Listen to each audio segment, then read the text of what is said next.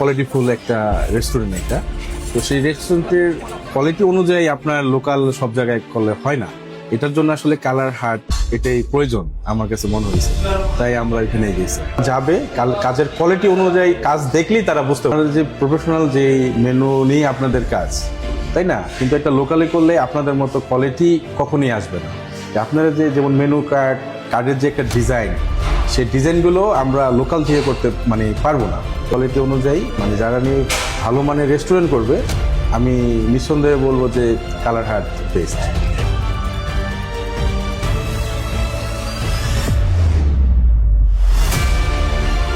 আমরা বরাবরের মতো যে জিনিসটা বলবো যে রেস্টুরেন্টের ডেকোরেশন, তারপর হচ্ছে কিচেন, তারপর অল ওভার অনেকগুলো দায়িত্ব থাকে, ম্যান পাওয়ার, হ্যাঁ, এগুলো সব কিছু সেট আপ করা। তো কোন সময়ে এই মেনুর কাজগুলো করলে আপনাদের রেস্টুরেন্টের জন্য ভালো হয়, হ্যাঁ, এবং আইডিয়াল টাইমটা কোনটা, যখন থেকে আপনার হচ্ছে যে একটা শেফকে নিয়ে স্টার্ট করেন, যে শেফ নিচ্ছেন বা নিয়োগ দিচ্ছেন, তখন কিন্তু শুরু হয় যে শেফ কী ধরনের খাবারগুলো যে মেক করতে পারবে।